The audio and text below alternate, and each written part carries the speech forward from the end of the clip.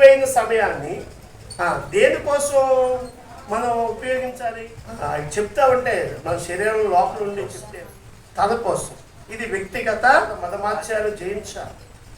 అది జయించడం మార్గం ఎంత స్వచ్ఛమైనది చూసారా? నీ దేశం ఏ దేశం అది చెప్పండి. ఆమె యొక్క జీవితం మీద మనకు స్టడీ చేద్దాం. ఆకాశాలు గతించదు కానీ నా నోటి నుంచి వచ్చిన ఈ ఒక్క మాట కూడా.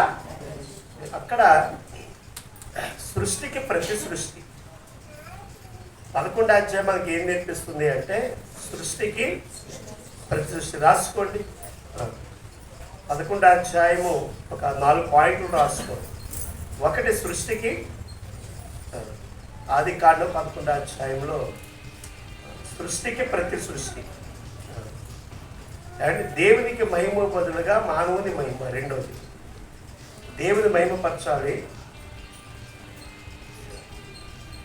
మానవుడు తను తాను మహిమపరచాలి. దేవుడు సృష్టిని మనం వాడుకోవాలి కానీ ప్రతి సృష్టిని వారు చేయాలని అనుకున్నారు.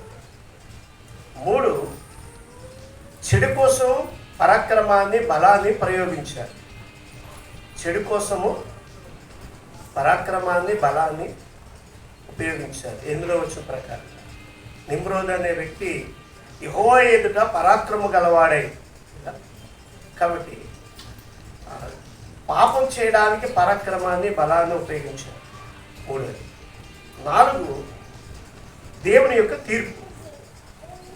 అయితే దీంట్లోంచి మనకు అప్లికేషన్ ఏంటంటే దేవుని కొరకు మనం కూడా బలవంతులుగా మారి దేవుని సువార్తని. కాబట్టి దుష్టుడు బలవంతుడు, మనలో ఉన్నవాడు లోకంలో ఉన్నవాడి కంటే గొప్పవాడు అని చెప్పి నేను ముగించాను కదా. కాబట్టి మనం బైబిల్ చదివేటప్పుడు ఓవరాల్గా ఏం చేయాలంటే కొన్ని బండ గుర్తులు కదా. ఇప్పుడు మైలురాళ్ళు ఉంటాయి. పలానా చోట మైలురాయి ఉంటుందిరా అంటే ఆ మైలురాయి ఏం చెప్తుందంటే పలానా ఊరు ఇన్ని కిలోమీటర్లు అని చెప్తుంది.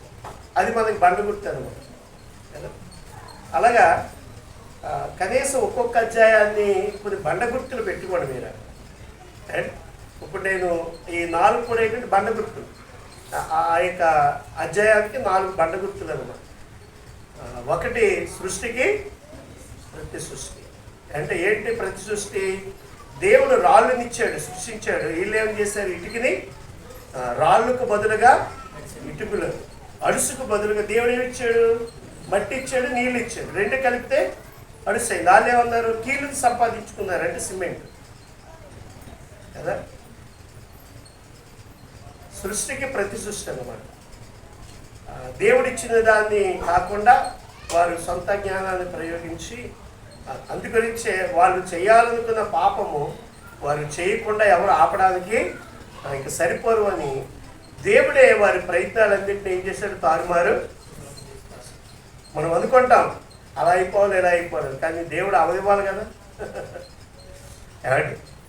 కాబట్టి అది మనం జ్ఞాపకం చేసుకోవాలి. అదన్నమాట. అందు గురించి యాకోబు అక్కడ మాటలే తీసుకుని ఏమంటారంటే ఒక్కొక్క పట్టణం వెళ్ళి సంవత్సర కాలం ఉండి ధనము సంపాదించుకుని వాళ్ళారా రేపు ఏమి సంభవించదు మీకు. మనుషులు ఏమనుకుంటారు? అరే ఆ ఊరు వెళ్ళామంటే మంచి డబ్బులు వస్తాయి, వెళ్దాం, మనం అందరు సంచి ఉంటే మనం అందరూ కలిసి కష్టపడదాం అని. కాబట్టి ఈ రోజున ప్రపంచమంతా కూడా ఇలాగే ఉంది. ఏంటి అందరూ దొంగలే, ఎవరి స్వార్థం ఏంటి. అందుకనే స్వార్థ ప్రియులు ఈ తరము వారు ఎవరంట? స్వార్థ ప్రియులు.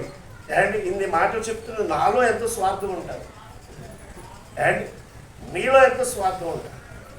మనుషులుగా మనలో ఏదో ఒక మూల అది దాగి ఉంటుంది. అది అవసరం వచ్చినప్పుడు నేను ఉన్నాను కదా ఎందుకు అలా కంగారు పడతాని అది బయటికి వస్తుంది అన్నమాట. కాబట్టి చాలా జాగ్రత్త సుమ. అందుకని భక్తి అంత ఈజీ ఏం కాదు. క్రైస్తవుని యేసుక్రీస్తు ప్రభులాగా బ్రతకడం అనేది చర్చికి వచ్చినంత సులువు కాదు.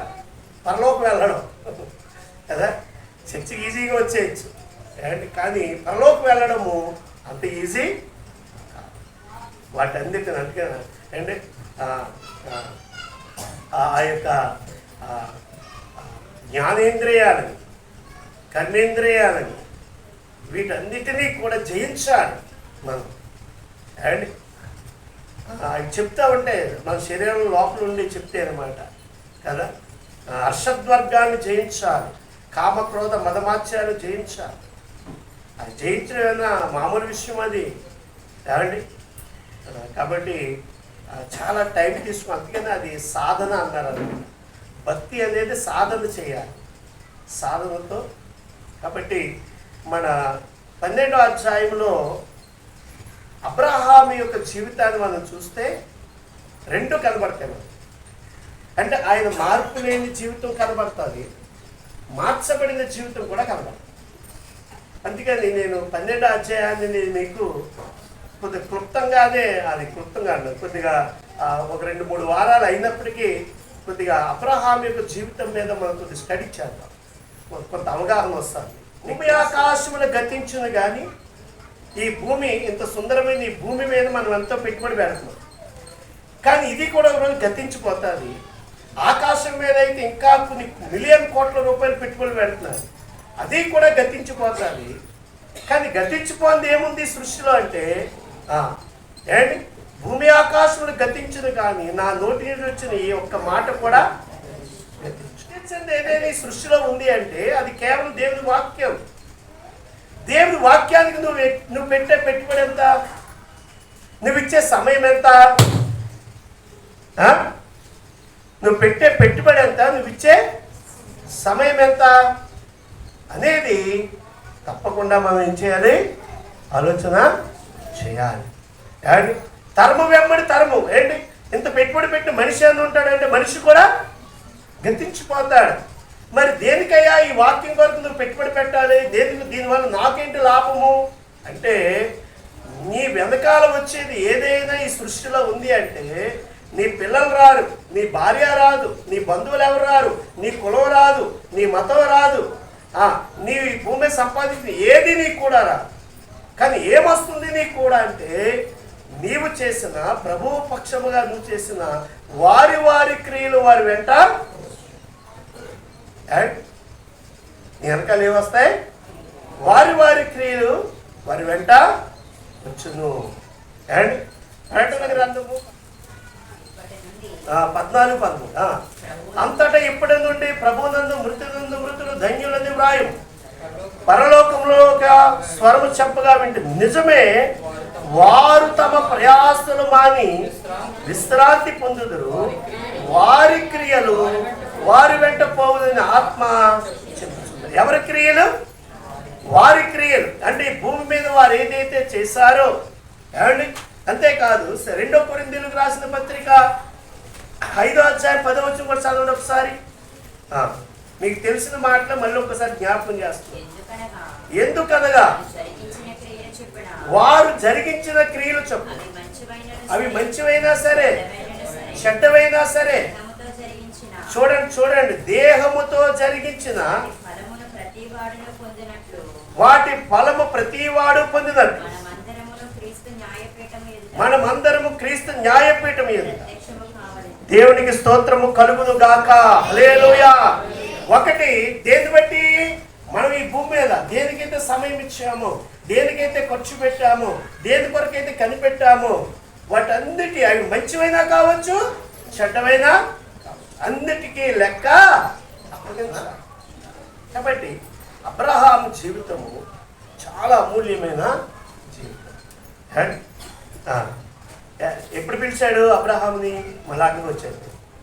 ప్రియులారా, 12వ అధ్యాయంలో సెకండ్ కాల్, ఫస్ట్ కాల్ ఎక్కడంటే 11వ అధ్యాయంలోనే దేవుడు అబ్రహాముని చూడండి.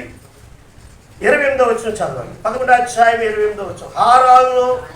హారాను తను పుట్టిన దేశమందుల కల్దీయులను ఊరను పట్టణములో తన తండ్రి అయిన తెరాహు కంటే ముందుగా మృతి పొందాడు. అబ్రహాము నాహోరుని వివాహం చేసి, అబ్రహాము నాహోరును వివాహము చేసుకున్నది. అబ్రహాము భార్య పేరు షారాయి, నాహోరు భార్య పేరు మిల్కా. ఆమె మిల్కాకును ఇస్కాకును తండ్రి అయిన హారాను కుమారై సారాయి గొడ్రాలై ఉండెను, ఆమెకు సంతానము లేదు. తేరాహు తన కుమారుడు అబ్రాహాము తన కుమారుని కుమారుడు అనగా హారాను కుమారుడు లోతును తన కుమారుడు అబ్రాహాం భార్య శారై అను తన కోడలిని తీసుకుని కానాను వెళ్ళుటకు కల్దీలను ఊరును అను పట్టణములో నుండి వారితో కూడా బయలుదేరి హారాను మట్టుకు వచ్చి అక్కడ నివసించేది. తేరాహు బ్రతికిన దినములు 205 ఏండ్లు. తేరాహు హారానులో మరణము ఎక్కడ పిలిచాడు? కల్దీలైన పట్టణంలో ఉండగా అబ్రాహాముని 11వ అధ్యాయంలో పిలిచాడు దేవుడు. వచ్చి దేవుడు పిలిచాడు. వచ్చి అక్కడ ఉండిపోయారు వీళ్ళు అండి. హారాలో ఉండిపోయారు. ఎందుకు ఉండిపోయారంటే వాస్తవానికి కల్దీ పట్టణం అనేది వీళ్ళు వ్యాపారానికి వెళ్ళినటువంటి పట్టణం. వాస్తవానికి అబ్రాహాము సొంత ఊరు ఏదంటే హారానే, అంటే ఆ తండ్రి ఊరు. అండ్ కల్దీలు అనేది సొంత పట్టణం కాదు. అండ్ సొంత పట్టణం అబ్రాహాముకి సొంత పట్టణం ఏంటంటే హారానే. అండ్ అందుగురించే తన తండ్రి అక్కడికి వచ్చాక తన తండ్రి యొక్క తన దినములన్నీ తీరిపోయాక అక్కడే ఉండిపోయారు. ఇంకా అప్పుడు మరలా తన పిలుపుని మరొక్కసారి దేవుడు ఏం చేశాడంటే, రే బాబు అబ్రాహాము, ఏంటి నేను చెప్పిన పని ఏంటి, నువ్వు చేసే పని ఏంటి అంటే, మరలా ఒక్కసారి నిద్రపోతున్నాడు మేలుకుతున్నట్టుగా తప్పున లేచి మరలా తన పిలుపుని మరలా పునరుద్ధరించుకొని అబ్రాహాం మరలా ప్రారంభించాడు తన పిలుపుని. అండ్ పిలుపుని ప్రారంభించాడు. అయితే ఇక్కడ అబ్రాహాముని పిలిచినప్పుడు ఏమండి, కొన్నిసార్లు పిల్లోళ్ళకి ఏదో పని చెప్పినప్పుడు కొన్ని తాయిలాలు ప్రకటిస్తారు. ఎవరు, రే ఈ 5 రూపాయలు ఇట్టి నువ్వేమో కొనుక్కుని ఈ సామాన్లన్నీ తీసుకురా, లేకపోతే నువ్వు ఈ సామాన్లు తీసుకొస్తే నేను నీకు సేమియా చేసి పట్టు. నీకు సేమియా కావాలా అంటే సేమియా చేస్తావా అంటారు.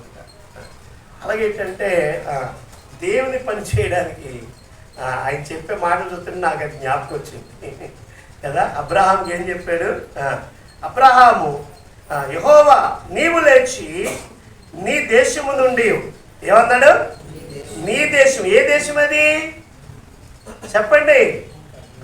బైబిల్ చదివేటప్పుడు గమనించుకుంటూ చదవాలి. హారా ఏమన్నాడు కదా. కాబట్టి యెహోవా నీవు లేచి నీ దేశము నుండి, హారాల్లో ఇంకెవరు ఉన్నారు? వాళ్ళ బంధువులు ఉన్నారు.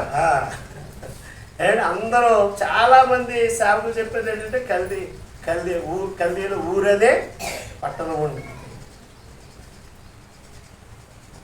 కారణం ఏంటంటే బైబిల్ చదివేస్తున్నాం అంటే చదివేస్తున్నాం అంటే, లేకపోతే ఎవడో చెప్తాడు చూసి చూడకుండానే, ఇంకా అలాగే ఆ మాటలో పట్టుకుని ఆ మాట అలాగే చెప్తాడు. అందుకని బైబిల్ ఎవరికి వాళ్ళే ఏం చేయాలి? క్షుణ్ణంగా చదవాలి. ఎదుటోడు ఏదో చెప్పేశాడని ఆ మాట తీసుకొచ్చి చెప్పేయకూడదు. మనం ఏం చేయాలి? వ్యక్తిగతంగా చదవాలి. చదివితే కొన్ని సత్యాలు ఏమవుతే దేవుడు బయలుపరుస్తాడు. బైబిల్ చదవాలి. బైబిల్ చదివితేనే ఆ విషయాలు మనకు బయటికి రైట్ పిల్లలు. అందుకని మీలో ఎంతమంది బైబిల్ చదువుతున్నారు? బైబిల్ చదవాలి ప్రతిరోజు. మీకు రాదు కదా పిల్లరా, మీ దగ్గర ఈ రోజున సెల్ ఫోన్, బైబిల్ లేని క్రైస్తవులు ఉన్నారేమో కానీ సెల్ ఫోన్ లేని మనుషులు లేరు భూమి మీద. అవునంటారు కాదంట. వాడికి చదువు వచ్చినా రాకపోయినా ఏముంది? సెల్ ఫోన్ ఉంది అందరిదే కూడా, చెప్పవసరం లేదు. మైక్ దగ్గర పెట్టి ఆడియో బైబిల్ అనండి అంతే. తెలుగు ఆడియో బైబిల్ అంటే బైబిల్ వచ్చేస్తుంది. అండ్ అది డౌన్లోడ్ చేసుకుని 66 గ్రంథాలు మీకు ఇష్టం వచ్చినప్పుడు అలా వినొచ్చు. ఎన్ని గ్రంథాలైనా ఎలాగైనా వినొచ్చు. నేను పొద్దున్నే లేస్తాను. ఒకవేళ నాకు చాలా నీరసం ఉందనుకోండి, ఆడియో బైబిల్ పెట్టేసి చెవి దగ్గర అలాగా వింటాను. అండ్ కారణం ఏంటి? యుద్ధం ఎప్పుడు వస్తుందండి? కత్తి వరలో పెట్టకూడదు. మాటమానికి దాన్ని పొద్దున పెడతా ఉండాలి, అది తుప్పెట్టేస్తుంది. యుద్ధం ఎప్పుడైనా రావచ్చు. అలాంటి ఏమి లేవన్నట్టుగా ఉండకూడదు. ప్రతిరోజు ఏం చేస్తున్నారు, దానికి పదును పెడుతూనే ఉండాలి కదా. కాబట్టి ప్రతిరోజు బైబిల్ని చదవడం వలన దేవుని ఆత్మ మనల్ని ఆయన బిడ్డలుగా చక్కగా ప్రేరేపించి మనల్ని బలపరుస్తారు. కాబట్టి ఆయన హారానులో మృతి పొందిన తర్వాత దేవుడు పిలుస్తున్నాడు, యెహోవా నీవు లేచి నీ దేశము నుండి, నీ బంధువుల వద్ద నుండి, నీ తండ్రి ఇంటి నుండి బయలుదేరి నేను నీకు చూపించు దేశముకు వెళ్ళుము. ఏమండి పిల్లారా, వెళ్ళుము. నిన్ను గొప్ప జనముగా చేసి నిన్ను ఆశీర్వదించి నీ నామమును గొప్ప చేయదు. నీవు ఆశీర్వాదాలు ఉండువు. నిన్ను ఆశీర్వదించు వారిని ఆశీర్వదించదును, నిన్ను దూషించు వారిని శపించదు. భూమి యొక్క సమస్త వంశములు నీ యందు ఆశీర్వదింపబడుతుందని అబ్రాహాముతో అనగా. ఆపుదాం అక్కడ 3 వచనాలు. పిల్లారా, ఈ 3 వచనాలు మనకి ఏం నేర్పిస్తాయంటే 3 విషయాలు నేర్పిస్తాయి. 3 విషయాలు. అండ్ ఈ 3 వచనాలు 3 విషయాలు ఏం నేర్పిస్తాయంటే, మొట్టమొదటిగా ఇక్కడ ఉన్న వచనాలు మనం డివైడ్ చేద్దాం, అండర్లైన్ చేయండి. మొదటి మాట ఏమిటంటే, నేను నిన్ను గొప్ప జనముగా చేసేదను. అది అండర్లైన్ చేయండి. నేను నిన్ను గొప్ప జనముగా చేసేదను. నా మాటను కూడా మీరు అబ్జర్వ్ చేయండి. అది అండర్లైన్ చేస్తూ నేను చెప్తున్న మాటను కూడా మీరు అబ్జర్వ్ చేయండి. అప్పుడు మీకు విషయం ఏంటో అర్థమవుతుంది. 2, నిన్ను ఆశీర్వదించేదను. ఏంటంట? నిన్ను ఆశీర్వదించేదను. నీ పేరును గొప్ప చేసేదను. ఈ అండర్లైన్ చేశారా? అక్కడ అండర్లైన్ చేయండి. నేను ఎక్కడైతే చెప్పానో అక్కడ అండర్లైన్ చేయండి. నీవు ఆశీర్వాదకరముగా ఉండు. 2 పెన్నులు ఉంటే బాగుండు. రైట్. నీవు ఆశీర్వాదకరముగా ఉండు. నిన్ను ఆశీర్వదించు వారిని ఆశీర్వదించేదను, నిన్ను శపించు వారిని శపించేదను. భూమి యొక్క సమస్త వంశములు నీ యందు ఆశీర్వదింపబడు. ఇది దేవుడు అబ్రాహాముకి ఇచ్చిన నేను నిన్ను గొప్ప. ఇది అబ్రాహాము కోసం, తన కోసం. ఇది వ్యక్తిగత ఆశ. నేను నిన్ను గొప్ప జనముగా చేశాను, నేను నిన్ను ఆశీర్వదించు, నేను నీ పేరు గొప్ప చేసేదాను. అయిపోయింది. అబ్రాహాం ఆశీర్వాదం అక్కడతోటి క్లియర్ అయిపోయింది. రెండోది ఏంటి? నీవు ఆశీర్వాదకరముగా ముందు. అంటే ఇది ఎవరి కోసం? ఇతరుల కోసం. నీవు రక్షించబడింది మరొకరిని రక్షించడం. నువ్వు ఆశీర్వదించబడింది ఇతరులకు నీవు ఆశీర్వాదకరంగా ఉండడం కొరకే. ఇది ఇతరుల కోసం. ఒకటి నువ్వు పొందుకున్న దాన్ని ఇతరుల కోసం వేరొక సౌండ్ బయటికి రా అంటున్నాను. ఏమన్నాడు? నీవు ఆశీర్వాదకరముగా నిన్ను ఆశీర్వించు అని నేనేం చేస్తాను? అంటే నువ్వేం చేయాలి? ఇతరులని ఆశీర్వదించాలి. నువ్వు ఆశీర్వదకరంగా ఉండాలి. ఇతరులు కూడా నువ్వేం చేస్తూ ఉండాలి?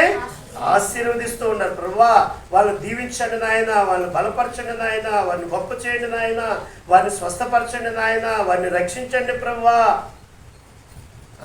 నువ్వు అడుగుతూ ఉంటే ఆయన ఏం చేస్తూ ఉంటాడు? వారిని ఆశీర్వాదకరంగా. అవి ప్రభు యొక్క మార్గం ఎంత స్వచ్ఛమైనది చూసారా? అండ్ అర్థమవుతుంది నీకు అవి. ఆయన నిన్ను ఆశీర్వదించడమే కాదు, నీ ద్వారా ఏమవ్వాలి? ఇతరులు కూడా ఎలాగుండాలి?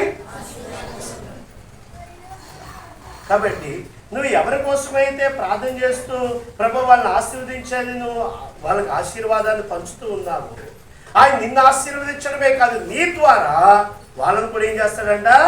నేను వారిని కూడా ఆశీర్వదిస్తాను. అంతేకాదు నిన్ను శపించి వారిని నేను ఏం చేస్తాను? శపిస్తాను. అంతేకాదు భూమి యొక్క సమస్త వంశములు నీ యందు ప్రియులారా ఎవరి కోసం అంటే అబ్రహాము కోసం 3 ఆశీర్వాదాలు. 1 గొప్ప జన్మగా, 2 ఆశీర్వాదకరముగా, 3 గొప్ప పేరు. అండ్ అందు గురించి ఈ రోజున ప్రపంచంలో ఎన్ని మతాలు ఉన్నాయి, అన్ని మతాల వాళ్ళు అబ్రహాముని ఆరాధిస్తారు. అబ్రహాము తన తండ్రికి ఒప్పుకుంటారు. వాళ్ళ పితామహుడు ఎవరంటే అబ్రహాం గారే. కాబట్టి ప్రపంచంలో అత్యధికమైన మతాల్లో ఉన్నట్టు పలికే పేరు ఏంటంటే అబ్రహాం. రైట్ పిల్లారా, మరొక 3 మాటలు ఇతరుల కోసం. అండ్ 7వ మాట అంటే 7వ మాట ఏంటి? భూమి యొక్క సమస్త వంశులు నీయందు, ఇది అబ్రహాము కుమారుడైన యేసుక్రీస్తు ప్రభుల వారి కోసం. ఇప్పుడు యేసుక్రీస్తు ప్రభుని బట్టి భూమండలం మీద ఉన్న అన్ని వంశముల వారికి ఏమొస్తుంది? ఆశీర్వాదం. భూమి మీద ఉన్న సమస్త వంశ వాళ్ళు నీ వలన, నీ సంతానం వలన. కాబట్టి ఈ రోజున అబ్రహాము కుమారుడైన దావీదు కుమారుడు యేసుక్రీస్తు. కాబట్టి అబ్రహాము కుమారుడుగా ఆయన ఈ భూమి మీదకి వచ్చినప్పుడు సమస్త వంశములు ఏం చేయబడ్డాయి? ఇది ఆ 3 వచనాల్లో ఉన్నటువంటి అర్థం ఇదన్నమాట. ఇప్పుడు ఇలా పిలవడం వలన, ఇలాగా ఆయన మాటకి విధేయత చూపించడం వలన అబ్రహాముకి ఏమి కలిగింది అని కనుక మనం చూస్తే, ప్రియులారా అబ్రహాముకి ఏమి కలిగింది? ఆ రోజున యేసుక్రీస్తు ప్రభువుని నమ్ముకున్నటువంటి ఒక వ్యక్తి కొన్ని టైటిల్స్ సంపాదించుకున్నాడు. ఆయన కొన్ని పేర్లు ప్రభువే పెట్టాడు. ప్రభువే ఆ పేర్లు పెట్టి ఆయన పిలిచాడు. ఏంటి ఆ పేర్లు అని కనుక మనం చూస్తే, పిల్లరా మొదటి పేరు చూడండి, రాసిన పత్రిక 4:11. మరియు చూడండి, మరియు సున్నత లేని వారైనను నమ్మిన వారందరికీ అతడు తండ్రి అగుట వలన, చూడండి నమ్మిన వారందరికీ అతడు ఏమయ్యాడంట? తండ్రి. విశ్వాసులు అందరికీ ఆయన ఎవరు? తండ్రి కదా. తండ్రి మొదటి పేరు ఏం సంపాదించుకున్నాడు? విశ్వాసులందరికీ ఆయన తండ్రి. రెండో పేరు ఏం పేరు ఏమండి? ఆదికాండం 26:24. ఆ రాత్రి యెహోవా అతనికి ప్రత్యక్షమై, నేను నీ తండ్రి అబ్రహాము దేవుడను, నేను నీకు తోడై ఉన్నాను, భయపడకము, నా దాసుడైన అబ్రహాము. దేవుడికి ఎలా ఉన్నాడంట? విశ్వాసులకి తండ్రిగా ఉన్నాడు. దేవుడికి ఎలా ఉన్నాడు? దాసుడు. ఈ మాటలని ఎవరు చెప్తున్నారు? దేవుడే చెప్తున్నాడు. దేవుడే చెప్తున్నాడు. అండ్ నా దాసుడైన అబ్రహాము. అండ్ 3వ మాట ఆయనే చెప్తున్నాడు. మళ్ళీ చూడండి, ఆదికాండం 27. కాబట్టి ఆ మనుషుని భార్య తిరిగి అతనికి అప్పగింపము, అతడు ప్రవక్త. ఎవరు చెప్తున్నారు? ఐగుప్తు రాజుకి ఎవరు చెప్తున్నారు? దేవుడే. అతడు నా దాసుడే కాదు, ఆయన విశ్వాసులకి తండ్రే కాదు, అతడు ప్రవక్త. అంటే దేవుని వాక్యము ప్రవచించేవాడు, దేవుని వాక్యాన్ని ప్రకటించేవాడు, దేవునితో సహవాసము చేసేవాడు కదా. అబ్రహాం ఎవరంట? ప్రవక్త. ఏమండి? అబ్రహాం ఎవరు? 3వదిగా ప్రవక్త. 4వ మాట చూడండి, ఆయన ఎవరు అంటే రోమీయులకు రాసిన పత్రిక 4:1, శరీర విషయమై మన మూల పురుషుడు. ఆయన ఎవరంట? మూల పురుషుడు. విశ్వాసానికి ఎవరు? మూల పురుషుడు కదా. మన మూల పురుషుడు అబ్రహాముకి ఏమి దొరికేను అంట కదా. ప్రియులారా, అంతేకాదు యెషయా గ్రంథము 51:2 కూడా ఆ మాట మనకి కనబడుతుంది. మీ తండ్రి అయిన అబ్రహాము సంగతి ఆలోచించుడి, మిమ్మును కనిన శారా గురించి ఆలోచించుడు. అతను ఒంటరి వాడై ఉండగా నేను అతను పిలిచి తిని అతన్ని ఆశీర్వదించి అతన్ని పెక్కుమంది అగునట్లుగా చేసి. మన అందుకని ఇజ్రాయేలు జాతికి మూల పురుషుడు ఎవరంటే అబ్రహాము. కాబట్టి మూల పురుషుడు అబ్రహాము. అండి నేను ఈ మాటలను ఎందుకు చెప్తున్నా అంటే, ఈరోజు ప్రభుని నమ్ముకున్న నీ కుటుంబం ఒక్కటే అయి ఉండొచ్చు. ఒక్కడే యేసుక్రీస్తు ప్రభు దగ్గరికి వచ్చాడు ఆ రోజున. ఈ రోజున తన నామము పేరట తన వంశవృక్షం ఒక దేశం ఏమైపోయింది? ఒక దేశం పట్టజాలనంత. అంటే వాళ్ళు ఆ దేశంలోనే కాదు, ఇతర దేశాల్లో కూడా చెదిరిపోయి ఉన్నారు వాళ్ళందరూ. వాళ్ళందరూ ఎవరంటే అబ్రాహాము యొక్క కుమారులు. అండ్ అందుకని ఆయన ఏమన్నాడు? నిన్ను గొప్ప జనముగా, ప్రవచనం నెరవేరిందా లేదా? నీ నామము గొప్ప అయిందా లేదా? నేను నిన్ను ఆశీర్వదించడే లేదా? కాబట్టి అయితే భూమి ఆకాశములు గతించవచ్చు, కానీ నా నోటి నుంచి వచ్చిన మాట అది అన్నాడు. ఎన్ని మాటలు వచ్చినాయి ఇప్పటికి? 4. చూడండి, ఇంకొక 3 మాటలు చెప్తాడు. చూడండి ఇంకేమంటాడు ఆయన? మూల పురుషుడు అంటే జాతికి మూల పురుషుడు. ఇంకేమన్నాడు ఆయన? అబ్రహాము నా స్నేహితుడు అంటాడు. చూడండి యాకోబు 2:23. కాబట్టి అబ్రహాము దేవుని నమ్మెను, అతనికి నీతిగా ఎంచబడును అను లేఖనము నెరవేర్చబడింది, మరియు దేవుని స్నేహితుడని అతనికి. అండ్ ఇది యాకోబు చెప్తున్న మాట కదా. అసలు దేవుడే చెప్పాడు. ఏమని చెప్పాడు? యెషయా 41:8 ప్రకారముగా నా సేవకుడైన ఇశ్రాయేలు, నేను ఏర్పరచుకున్న యాకోబు, నా స్నేహితుడైన అబ్రహాము సంతానమా. దేవుని స్తోత్రం చెప్పండి గట్టిగా. డైరెక్ట్గా దేవుడే చెప్తున్నాడు. ఏమంటున్నాడు? నా స్నేహితుడైన అబ్రహాము సంతానమా. దేవుడికి ఎవరంటండి? అబ్రహాము బాబా. ఎంత గొప్ప. మరి ఈ రోజున మనకు అవకాశం ఉందంటే, ఇంకా ఎక్కువ అవకాశం ఉంది మనకి. ఏంటంటే దేవుని స్నేహితుడు అంటే అండి. బొమ్మలు అమ్ముకునే అబ్రహాము ఎవరు? దేవుని. ఎంత గొప్ప భాగ్యం. 11 చదవండి. 11 చదవండి.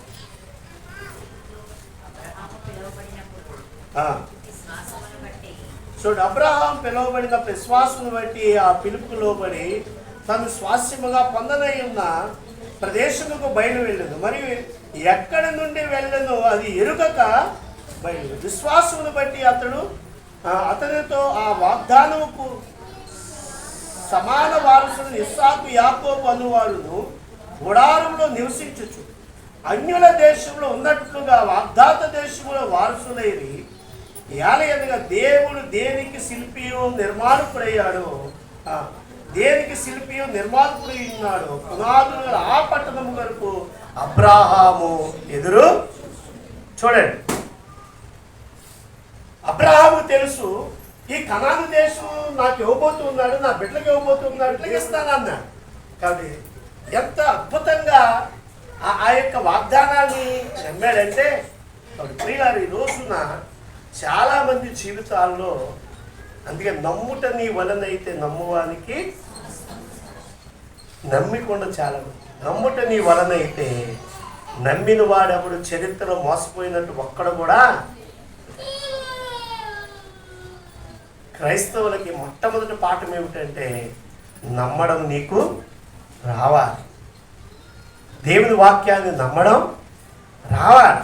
పిల్లారా, యేసుక్రీస్తు సేవకు పిలిచినప్పుడు ఏమండి ఎలా బ్రతకాలని భయపడేవాడు. వాస్తవంగా భయపడేవాడు. కారణం ఏంటంటే పని చేసుకుంటే బోళ్ళు డబ్బులు వచ్చి ఏమండి పైగా దేవుడిచ్చిన మాటలు ఉన్నాయి కదా, డబ్బులు ఎలాగైనా సంపాదించేసే వాళ్ళం. ఏమంటే డబ్బుకి ఏ లోటు ఉండేది కాదు. ఇప్పుడు సరదాగా పని మానేస్తే ఇప్పుడు ఏమైపోవాలి? చెప్పట్టుకోవాలి కదా. వాళ్ళు 500 వేస్తారా, వీళ్ళు 100 రూపాయలు వేస్తారా, వీళ్ళు 10 రూపాయలు వేస్తారా అని అండ్ పట్టుకోవాలి. ఆ భయం ఉండేది నాకు. భయం ఉండి పని మానడానికి ఎందుకో ఇష్టం ఉండేది కాదు. అండ్ వర్కులు మానాలనే ఆలోచన ఉండేది కదా. కానీ దేవుడు ఒకరోజు చాలా గట్టిగా వార్నింగ్ ఇచ్చాడు. ఏమన్నాడంటే, రే భయం అన్నమాట. ఏంటి భయం? ఎలాగా? పిల్లలు చదువుకుంటున్నారు, పిల్లలు ఇంకా చిన్నపిల్లలు, ఎలాగా కుటుంబం ఎలా వెళ్తుంది అని ఎన్నో రకాల ప్లాన్స్ అన్నమాట. ఏమండి మరి ఇప్పుడున్న అనుభవాలు అప్పుడు లేవు కదా. ప్రభుని నమ్ముకున్న కొత్త ఏమండి అంతా ఉద్రేకమే. కాబట్టి అలాంటి పరిస్థితుల్లో దేవుడు ఒకసారి అన్నాడు, రే నువ్వు అడవిలో ఏనుగుని చూసావంటే ఎందుకు చూడలేదు ప్రభు? దాని కడుపు ఎంత ఉంటుందో తెలుసా? ప్రతిరోజు దానికి నీ ఆహారం పెడతాంట్రా. నీ కడుపు ఎంత ఉంది? జాండ లేదు నీ కడుపు. నీకేంత ఆలోచన ఉంటే పైగా నువ్వు ఏదైనా చేసి సంపాదించుకున్నాను, వాటికి నేను పెడితేనే ఆహారం. కానీ అవన్నీ నా మీద ఆధారపడుతున్నాయి అని ప్రభు నాతో వ్యక్తిగతంగా మాట్లాడినప్పుడు నేను తెగించి వర్కులు మానేశాను. వర్కులు మానేయలేదు, తెగించాను. చాలా ఇరుకుల మీదకి వెళ్ళాం, ఇబ్బందుల మీదకి వెళ్ళాం. కానీ దేవుడు ఆ సందర్భంలో నాకు ఏం నేర్పించాడంటే నమ్మడం నేర్పించాడు. దేవుని స్తోత్రం కలుగుతుంది. నాకేం నేర్పించాడు? నమ్మడం అంటే ఏంటో నేర్పించాడు అన్నమాట. నమ్మకం అంటే ఏంటో నేర్పించాడు. చాలామంది జీవితాల్లో నమ్మేమనుకుంటారు కానీ నమ్మరు. నమ్మకం ఉండదు. అంటే అది నేను మిమ్మల్ని బలహీనపరచడానికి ఆ మాట అనడం లేదు, కానీ అంటే వాస్తవాన్ని గ్రహించాలనేది జ్ఞాపకం చేస్తుంది అన్నమాట. కానీ నమ్మడం అనేది మనం చాలా కష్టపడాలి, దానికి చాలా అనుభవాలు కూడా పొందాలి, కొన్ని ఇరుకుల మీదగా ఇబ్బందుల మీదుగా కూడా వెళితేనే మనం దాన్ని పట్టుకోగలుగుతాం అన్నమాట. కాబట్టి కొన్ని కష్టాల మీదుగా మేము వెళ్ళవలసి వచ్చింది, కొన్ని అవమానాల మీదుగా మేము వెళ్ళవలసి వచ్చింది. అలా నమ్మాలి అంటే వీడు ఎంతవరకు నమ్ముతాడు అనేది కూడా పరీక్ష ఉంటుంది అక్కడ. అండ్ ప్రభు నన్ను పరీక్షించాడు. వీడు అసలు నేను ఆయన్ని పోషిస్తానని నమ్ముతున్నాడా, యాక్ట్ చేస్తున్నాడా అని కొన్ని పరీక్షల మీదుగా నన్ను నడిపించినప్పుడు ప్రియులారా, అంటే వాటన్నిటిలో కూడా ప్రభువుని గణపరిచినప్పుడు నా నమ్మకానికి బహుమతిగా ఆయన నన్ను ఆశీర్వదించడం ప్రారంభించాడు. దేవునికి స్తోత్రం కలుగునుగాక. అందుకే నమ్ముట నీ వలనైతే ఆశీర్వాదం ఎప్పుడు ప్రారంభమవుతుంది అంటే నువ్వు నమ్మిక మాత్రం ఉంచు అన్నాడు. ఏమన్నాడు? నీవు నమ్మిక మాత్రము ఉంచు చాలు, ఇంకా నీ పెట్టుబడి ఏమవుతుంది, ఇంకా నమ్మిక మాత్రం ఉంచు నువ్వు, అంతే చాలు. ఈ రోజున చర్చికి అయితే రాగలుగుతాం, కానీ నమ్మిక మాత్రం ఉంచడం అనేది చాలా కొద్దిగా కష్టమైన పని. కాబట్టి జాగ్రత్తగా మనం నమ్మడం నేర్చుకోవాలి. నమ్మడం మన జీవిత అనుభవంలోకి రావాలి. అంటే అలా నమ్మడం కనుక మనకు వస్తే అబ్రాహామును ఆశీర్వదించిన దేవుడు, అబ్రాహాము యెహోవాను నమ్మెను, అది ఆయనకి నీతిగా. దేవుని స్తోత్రం కలుగునుగా. కాబట్టి అబ్రాహాము మనకి ఏం నేర్పిస్తాడంటే మొట్టమొదటిగా నమ్మిక నేర్పిస్తాడు. నమ్ముట వలన నీకు ఆశీర్వాదం, నమ్ముట వలన నీకు అభివృద్ధి, నమ్ముట వలన నీవు విస్తరిస్తావు అన్నమాట. అండ్ నమ్ముట వలన నీ పేరు అండ్ గొప్పగా చేయాలి. కాబట్టి అబ్రాహాము దగ్గరికి వచ్చినప్పుడు మనం ఏం తెచ్చుకోవాలంటే అబ్రాహాము యెహోవాను నమ్మడం రావాలి. అండ్ కాబట్టి అలా నమ్మకం ఎప్పుడైతే మనకు వస్తుందో ప్రియులారా, నమ్మకానికి 3 ఆనవాళ్ళు ఉంటాయి. చూడండి, మనం ఎప్పుడు మనం చదువుకున్నాం 3 ఆనవాళ్ళు ఉంటాయి నమ్మకాలు. ఒక మనిషి నమ్మాడు అనడానికి 3 ఆనవాళ్ళు. ఒకటి, పిలుపుకి విధేయత చూపిస్తారు. దేవుడిచ్చిన పిలుపుకి ఏం చూపెడతారు? విధేయత చూపిస్తారు. ఏమండి? 2, విశ్వాసం ఉంచుతారు. ఏమండి? దేవుని కొరకు ఏం చేస్తారు? విశ్వాసాన్ని ఉంచుతారు. 3, క్రియలు. అందుకే క్రియ లేదు విశ్వాసము. అంటే 1, పిలుపుకి విధేయత చూపెడతారు. 2, విశ్వాసం, దేవుని ఏడల విశ్వాసం కలిగి ఉంటారు.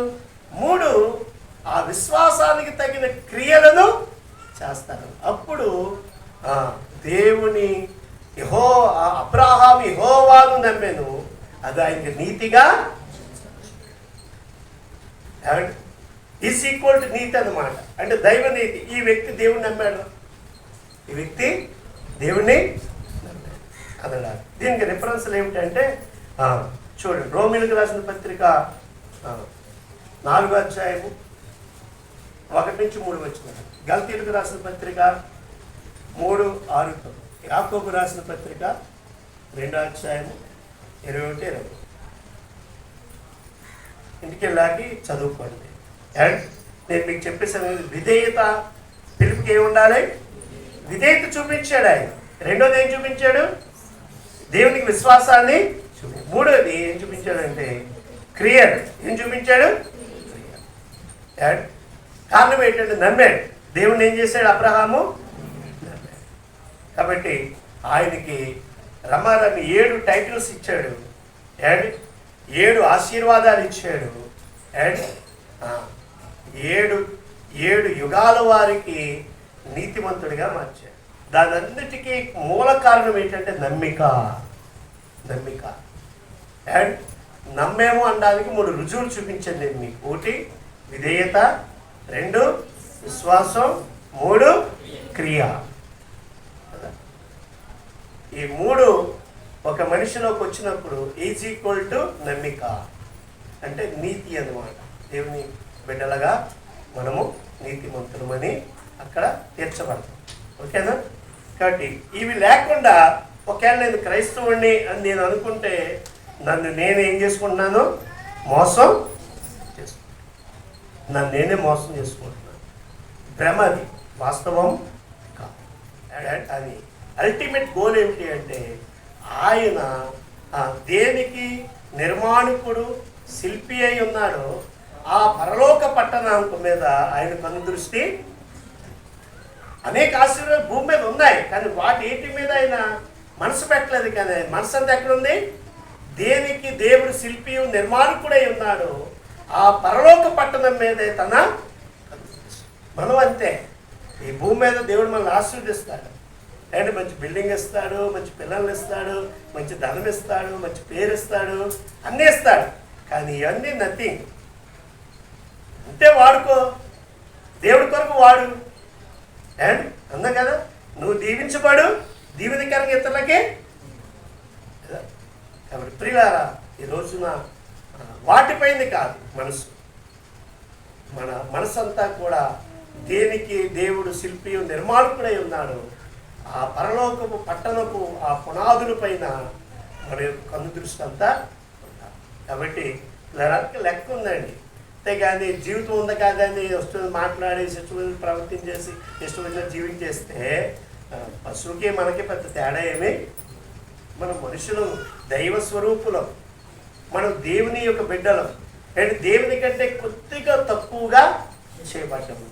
దేవుని కంటే కొద్దిగా తక్కువగా కదా. అందు గురించి ఆయన వచ్చేటప్పుడు ఆయన వలే అండ్ ఆయన వలే దేవుని సన్నిధిలో ఈ విషయాలన్నీ కూడా మీరు మననం చేసుకుని ఇంటికి వెళ్ళి చక్కగా ప్రార్థన చేసుకుందాం.